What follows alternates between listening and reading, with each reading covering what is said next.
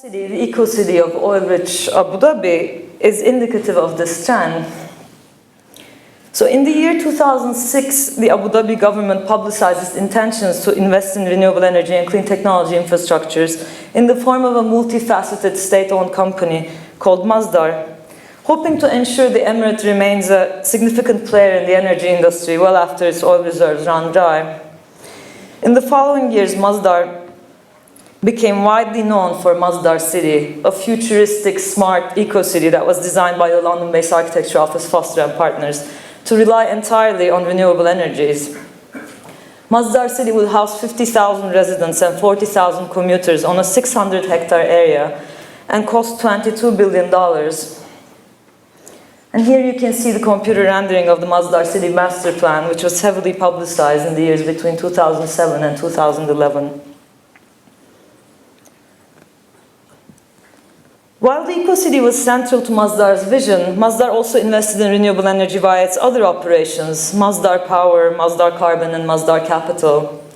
Masdar Institute, the renewable energy research center founded by MIT, was opened inside the eco-city and started offering fully funded graduate degrees to about 200 students from around the world.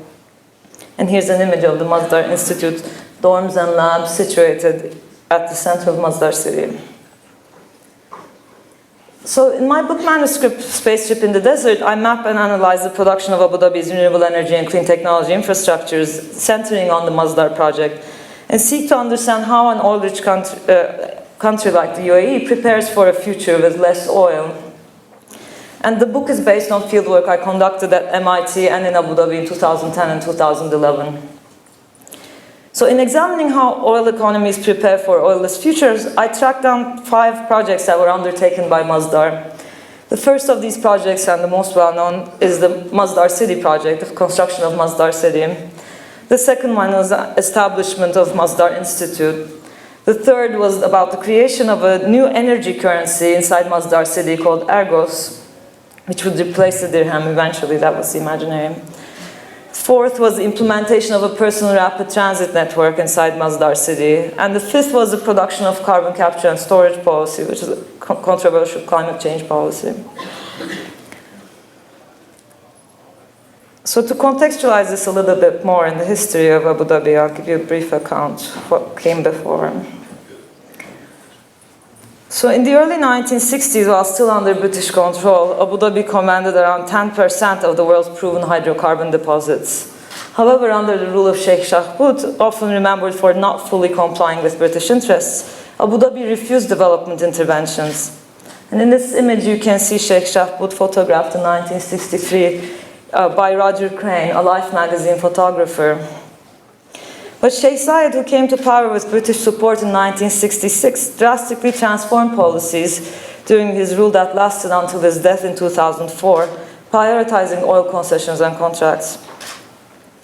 By the 1990s, Abu Dhabi accounted for over 90% of the UAE's oil exports and had the capacity to pump 2.5 million barrels of oil per day.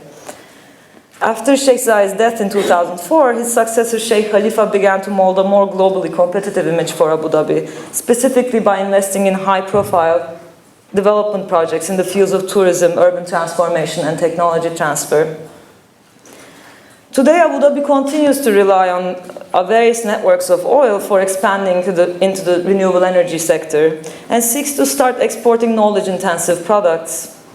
Such projects are expected to help the emirate transform its brand image and induce a perception shift, attracting foreign investments. The practices adopted in promoting clean energy are meant to transform Abu Dhabi's image from oil producer to technology developer, rendering the emirate, as one of my interlocutors put it, more elite. So in some ways, Abu Dhabi wished to change its image in the media from this to this. And the argument was that Masdar City would help generate a strategic, holistic, comprehensive approach to energy through technological interventions and help Abu Dhabi diversify its economy. At the same time, in a global context afflicted with climate change and energy deficiency, the proposed eco-city would serve as a space of hope that would survive within an otherwise uninhabitable environment. Some of my interlocutors referred to the city as a spaceship in the desert, which is where the title of my book comes from, underlining how the city was a technologically sophisticated vessel exploring new resource frontiers. The researchers, students, and professionals in the city would act as astronauts in this expanding geography. The designers also suggested that they borrowed from old Arab cities in thinking about Masdar and pointed to Shibam of Yemen as an example. And here you can see an image of Shibam. By claiming this history, Masdar city also became a natural culmination of different periods of urban planning in the Arab world. Moreover, the city would be smart, or it would have a hidden brain, which in the words of one architecture critic, knows when you enter your building so that your flat can be cooled before you arrive. And while in public places, flat screens broadcast uplifting news on the environmental performance of the complex. And this is an image from 2010. These are the screens that they're talking about. And the landscape that surrounded this spaceship, or the Masdar city, in this case, became reconfigured as an undiscovered resource frontier from which a novel means of livelihood would emerge. And in this case, the frontiers narrative reframed the idea of resource finitude, where oil would be replaced by sunlight and the wind, but would continue to remain abundant.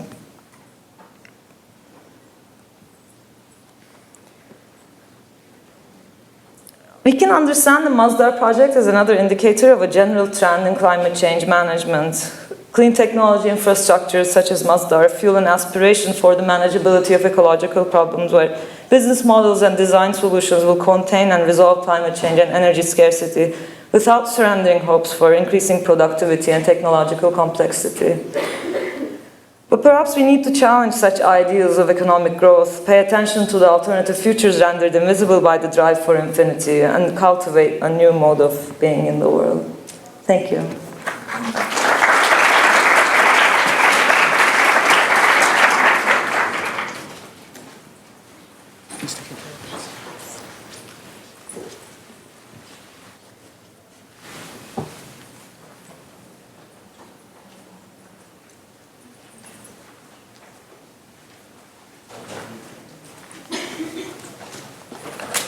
Thank you.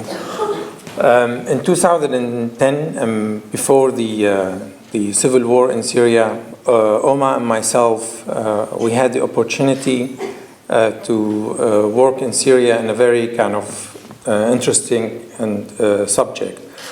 The authority approached Oma and decided that we take a look at one of the most neglected region in Syria, which is referred to Al-Badia. Al-Badia in Arabic means the arid land. You know,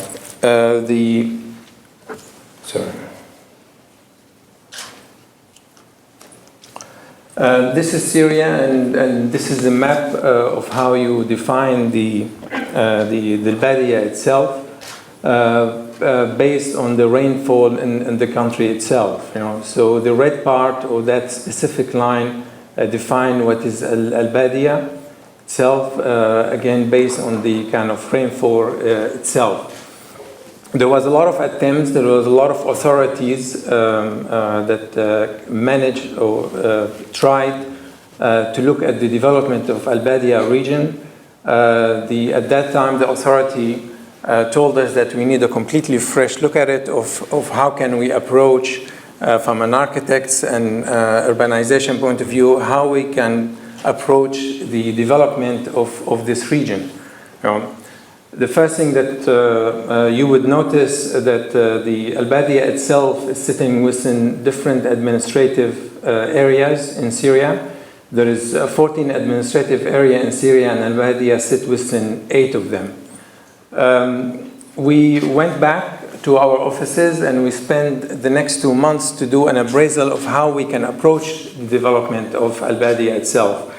And what we noticed itself, one of the things that noticeable is the density that happened all around the major cities like Damascus, Aleppo, Homs and Hama. And how, so this is a map that shows you the density and the distribution of people Our finding showed that in general, for the last 15 to 20 years, at the late years of the previous government, that there was a serious neglect to the countryside and the rural area of Syria. The reason why the previous government that stopped in 2000, the year 2000, most of the leadership and the ruling party came from the rural area. So they still gave a lot of focus to in general, to the rural area in Syria and Al-Badia also. But what happened, the new generation of leadership and its elite layer around it are more or less city people, and their focus was really at the development of the city. This neglect of the rural area led to a serious migration toward the city of Damascus, Aleppo, and Hama. And if you mapped these cities for the last 15 to 20 years, you will see that there is a major random district that was created around the cities. These districts are really where the civil unrest started in the year 2011, and so on. So we wanted to look at the framework for Al-Badia development, or to have almost a romantic idea to reverse the trend, to focus on the human development of Al-Badia through a specific topic. And this topic more or less will we thought that it will reverse the trend of migration to the countryside. So we made the whole map of Syria as a linear, more or less, part. And we proposed to the government at that time, as a first step, if this is Al-Badia region, to make it into one unified, i.e. take the first part, which is bureaucracy, out of it and make it at a district by itself. So it become the 15 district in Syria. What we considered as a human development, that we take specific topics to create, more or less identify territories inside Al-Badia and propose of action and preserve this territory based on these topics. This topic was wild and cultivated, historic and present, planned and vernacular, inhabited and deserted, energy and environment. This topic, we thought that they will contribute to the human development of the people in that specific region. We also picked up a lot of development topic, generic development topic that is applicable for that specific region, and filter it through more or less a specific particular topic here to lead into the action and preservation subject that we proposed at the time. So here, for example, the issue that related to the wild and cultivated, we more or less mapped almost every part in Al-Badia region that related to this, to more or less include it within the framework. This is the issue that related to the historic and the present. For example, here you will see, if you are a tourist in Syria, you would go to a city like Damascus, you would go to Basra, you would go to Hamas, the coastline, and Aleppo, and maybe you would reach to the eastern part. But however, all this dotted area in Al-Badia are archaeological sites that it is almost untouched and nobody visit them. So this is like we map like a wealth of historical presence that could be utilized in the region. So the only place people would visit is Balmera. We looked also at the plan and the vernacular, more or less, and again dotted and mapped all the issue that where is the Al-Badia inhabited, where is the vernacular area, and where is the plant area. We looked at the issue of what is inhabited and deserted. Again, mapping the whole area, and this is not happened by Google, but really by spending time with the research team for the period of 4 to 6 weeks in that specific region. And finally, we look at the issue that related to the energy and environment, and obviously being the arid region there was a potential massive opportunity to introduce renewable energy like the wind and the solar power. That's led to almost the proposed framework, more or less, by taking all these 5 topics and implement it together in the Al-Badia. And again, the whole idea that this topic produce not a master plan, but a framework to encourage a human development in the Al-Badia region.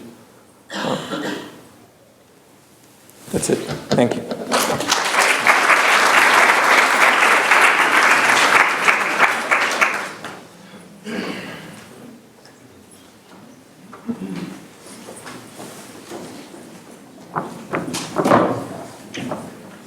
Thank you very much, okce and Iyad, for 2 presentations, which I think will give us a series of questions. I have a couple. I've not hijacked a very long time from the audience, but a couple of thoughts that came up during this presentation is the concept of development as it's working through the scale of the city, but also at the scale of the region, particularly when we're coupling it with the notion of sustainability.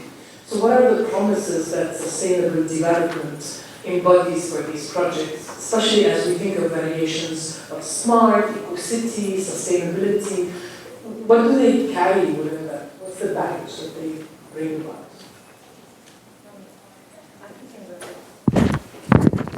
In the case of Montessori, that was a very clear sense of like how Montessori was going to contribute to make a knowledge economy in Abu Dhabi by attracting a lot of entrepreneurs, a lot of researchers, a lot of professionals to come and build a clean technology hub there. So, and the idea was that, I mean, this was coupled with a lot of other developments in the, a lot of like construction of a lot of museums or organization of a lot of art fairs, etc. Where a lot of emphasis was put on producing knowledge-based products that could later be exported to other parts of the world.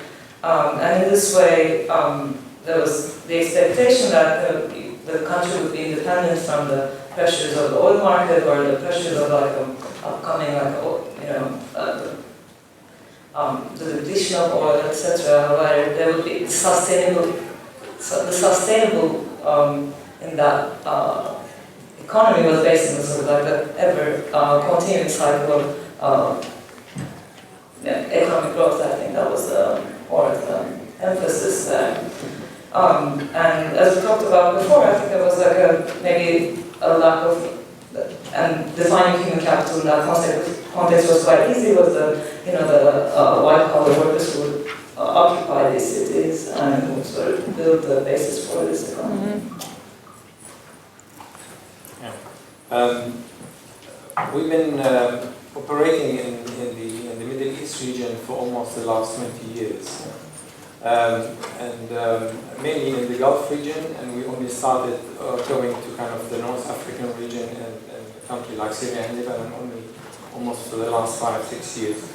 We did a lot of cultural analysis and social analysis on the kind of Gulf city.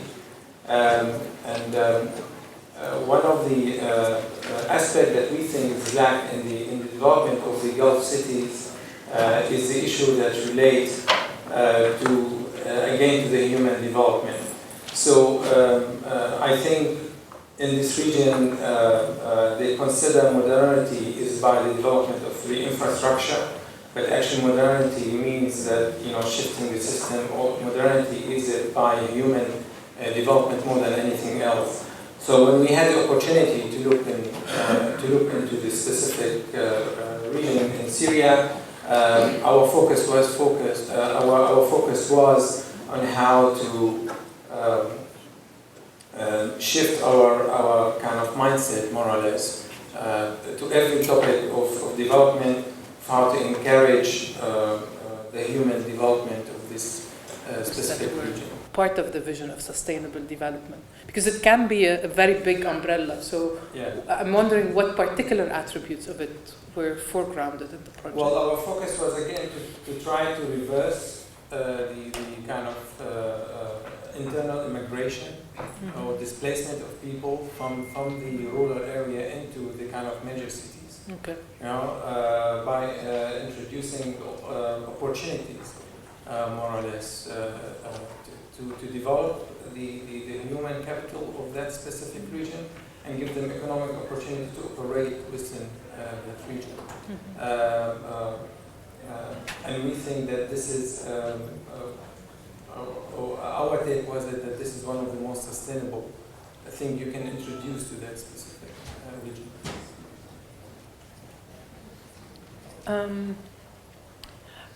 Another thought that came in this presentation is the way projects shift between the time that they're conceived and when they hit ground, or if they ever hit ground, and the examples of both the fluctuation in the price of oil market and the implications that has on all visions of development in oil-rich countries, but particularly the investments that shift the money of fossil fuels into the money of renewables become quite apparent in the case of Masdar.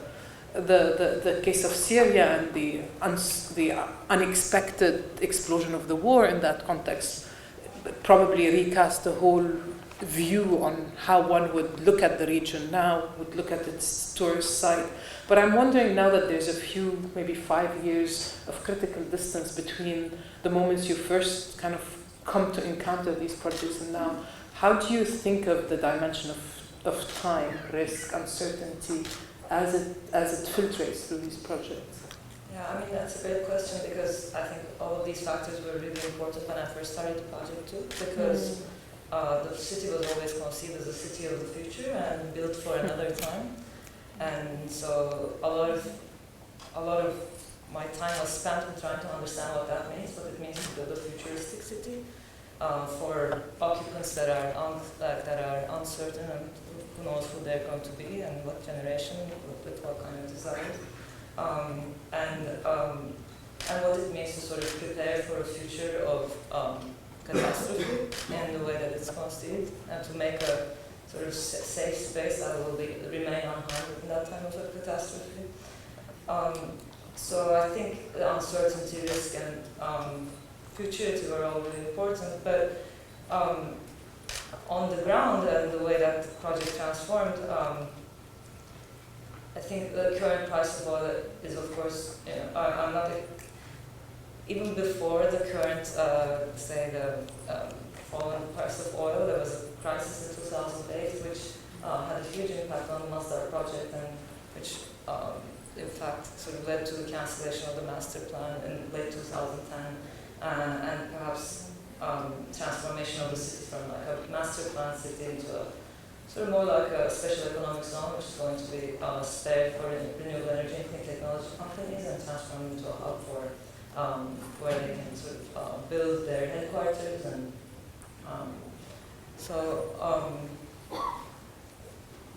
I think there was, in this way, I think when I was thinking about Masdar, I always had the problem of trying to see what moment of Masdar is the most sort of productive moment to focus on.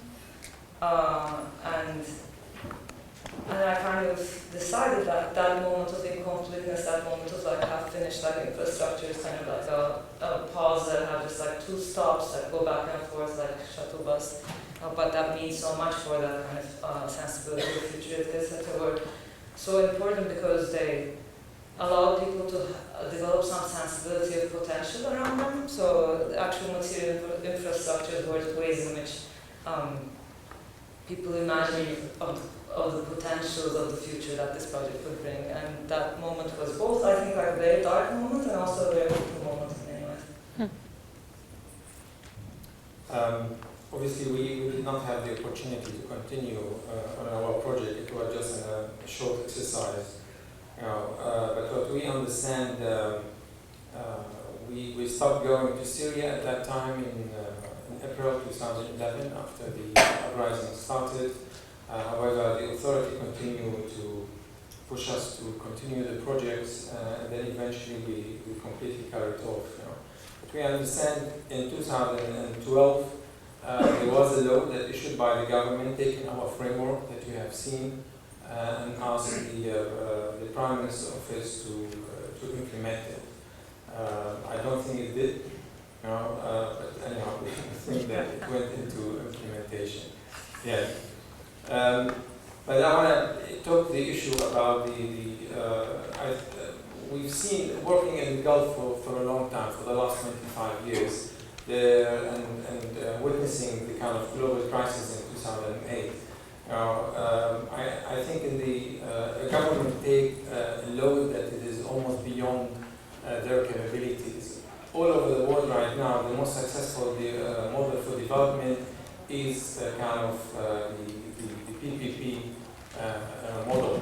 So in other words, government establish a framework for a rehabilitation of cities or creation of city more or less, but invite the private partnership to be part of it. And in my opinion, this is a real resilience to ensure that the future of this project takes shape more or less by inviting the private sector into it instead of kind of insisting, like the Masdar city, in creating a city that of $22 billion.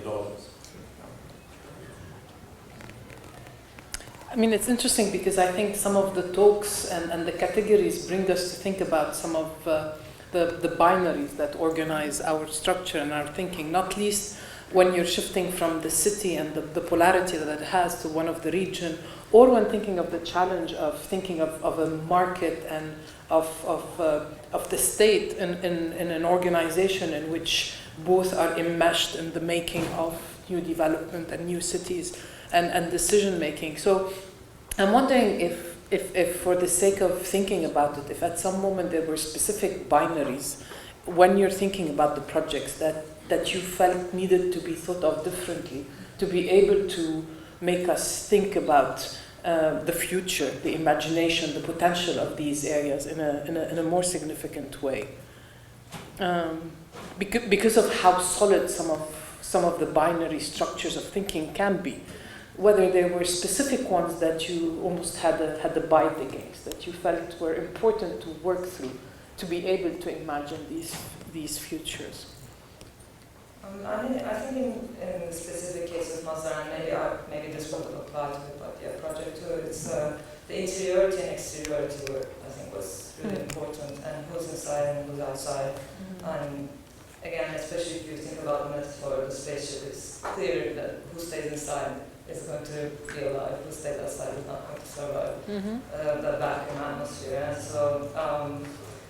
so I think it was really important to sort of think about, it's really important to think about who gets to enter the space and who gets to leave. And so, and in the Gulf and the UAE, and in the construction of Masdar City specifically, there were very clear boundaries that were never crossed in making those decisions. So, and it's in fact sort of like an exclusivity that's dressed up in claim of universalism. It's actually going to save the world in a way, but at the same time while leaving behind a lot of people.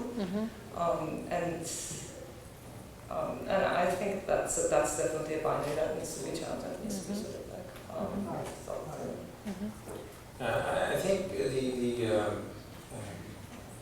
the issue of the inclusivity and exclusivity in the Gulf City is something really major. I mean, originally the Gulf City pre-oil was completely cosmopolitan in general because there were trading hubs, and this trading hubs almost managed to accommodate, in the kind of in the urban spatial environment, every ethnic and religious group, because the relationship was more economics, But after the post-oil period, the whole weight shifted toward the ruling party, more or less, and the issue of inclusivity and exclusivity in the development of the urban space started to take shape, more or less.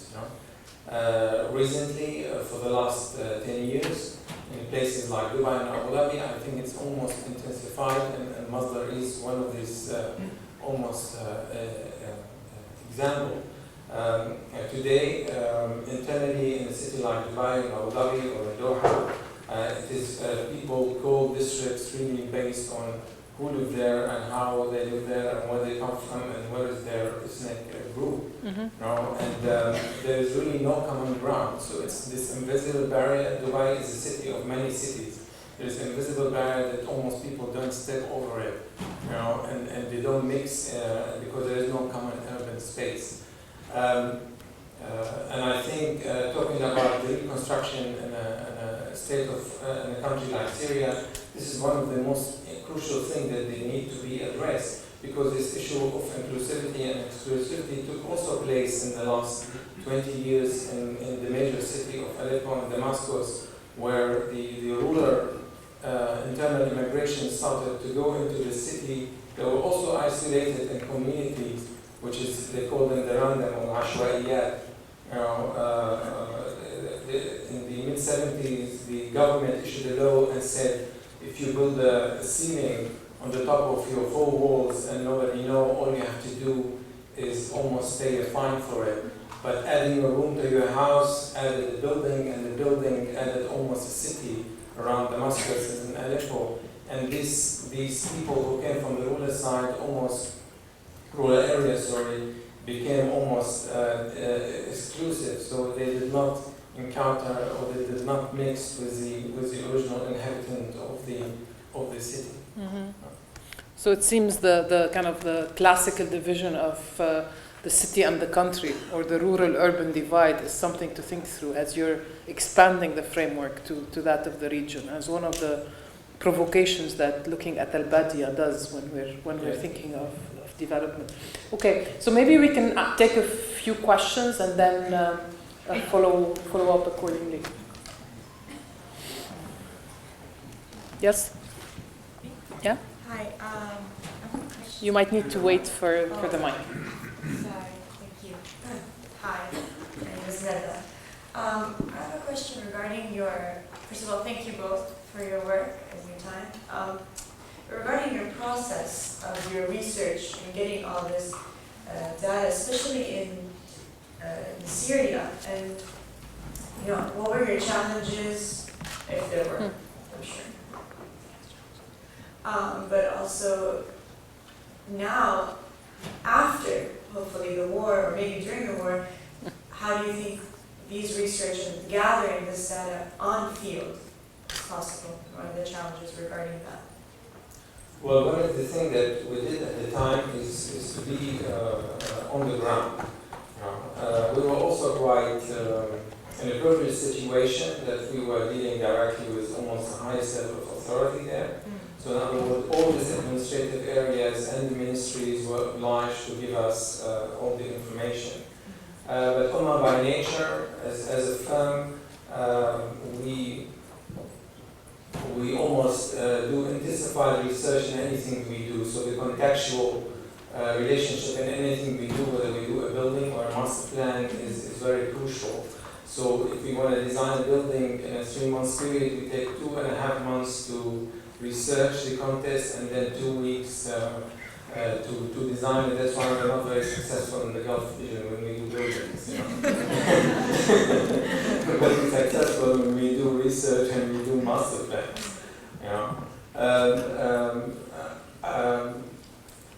To answer your questions, we did, prior to working in Syria, we were engaged in Libya, and we did intensified research in Libya for the last 1.5 years. Libya as a country is almost the size of France, Italy and Spain together. We spent almost months and months in that country, also looking at the desert rather than the rural area, with working with UNESCO and the World Heritage Site and how we can reactivate the Libyan desert. And this research that we've done, which is volumes that kept in all offices, and the client seen the last report, once the Libyan revolution ceased to happen, and obviously we lost all connection with the previous clients who came from the government. Our report finds again a place with the new government, and we get approached immediately and ask to kind of deliver all kind of research what we've done, and ask if you want to go back, and ask if you want to go back to Libya and do more work, or continue our work. And I would suspect that the research that we've done in Syria, especially Al-Badia area, more or less, it will become also quite viable for whoever who take over this country, or for the new kind of government. And obviously we are very keen. In general, right now, we're gearing up as an office to be in the region and to be part of the rebuilding and reconstruction, not only in Syria, because there's another country need to be reconstructed, which is Iraq, which we are already there. You know, there is significant work. There is also Egypt, for example, Libya. So we're very keen. We're very keen to reconnect, but using the local intelligence. So our recruitment of people also all come from this region or affiliated to the region. So we want to be part of it with the people who come from this region. Okay. So maybe we can take a couple of questions, and then we can allow the panelists to respond accordingly for the sake of time. Yes, please. A question regarding the Masdar project, and this might sound a bit naive, but why was the decision to build a completely new city as opposed to dedicate these efforts to make the current cities like Abu Dhabi and Dubai more sustainable? Mm-hmm. Okay. There was another question. I'm just curious because I feel like as an architecture student, I'm looking at the word sustainable, and it's always defined differently by different architects. And I'm curious what you would define as sustainable, and also, what you would define as sustainable as well in terms of architecture and plans as big as these. Okay. Any other questions? Yes, please. Hi, thank you for your words. And I have a question. So throughout the war in Syria that's happening right now, we have seen a division between a term has appeared, it's called useful Syria. Do you think that useful Syria can sustain on its own? And if yes, for how long? Like, can it survive without the Badia section? And question two is, how do you convince someone who left a rural area to a city where like mostly all services are available, and he's been living there for like 10 years, for example, and then you want to reconstruct the rural areas, and then you're telling him like you have to go back to where you were and rebuild the whole environment over there. Great. So maybe we can pause and think about responding for now on to these questions. Sure. So the first question, the Masdar city was actually built as a showcase for the whole company of Masdar, so to attract attention to the efforts in investing in renewable energy and clean technology in Abu Dhabi. It was meant to be an iconic project that would get press, that would change the image of Abu Dhabi, and in a way, the kinds of sort of infrastructural transformations that perhaps you imagined happening within existing cities would perhaps not get the attention that they imagined to receive through the city. And also the idea was to build Masdar city as an exportable product in itself, so Masdar city, once it's built, would be a model that any other country around the world could adopt, or any other space around the world could adopt. And so there was the imagination of a world full of Masdar cities all over. So it's a product, it was a product of its own in a way. And the idea of sustainability in the project is, I think it's probably very contested. I think all my interlocutors probably have different responses to what sustainability meant for them. But one of the most telling examples for me was how sustainability in the context of Masdar city was about trial and error. It was conceived and marketed as a living laboratory, so some of my interlocutors believed that it was most useful to see the experiments taking place inside the city as attempts at different kinds of sustainability and to document them and to see which one works and which one doesn't. And so the experiments range from, say, trying to replace the dirham with an energy currency based on kilowatt hours, to trying to replace cars with driverless small cars. And I think I'd say that it's still contested which one of those means of sustainability is actually the most, most successful, perhaps. But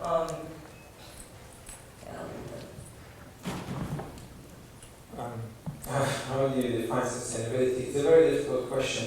I mean, right now when we do major master plannings, when the client mentioned the word sustainability, it means we have to bring an environmental consultant, and he would look at the sun and the wind and tell us how to position our roads and how to position our building and the heights and so on. But that's how the world looks at sustainability right now. So it's more or less, where we operate, it's more an environmental response more than anything else. But I think obviously it goes beyond that, because one of the main aspects of sustainability is also is economic or the kind of the programming of this development.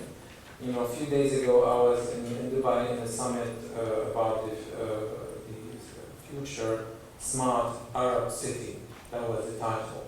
And one of the most powerful entities in Dubai, called the Road and Transport Authority, he gave a talk when he displayed that we are smart because we have 16 apps that you can use with your phone to pay for your parking and to do this and this and this. So what I debated with him is that what about the simple, the more sustainable notion of you as an authority influencing all the major developers to create live and work places, so reduce the people commuting between home and work, for example.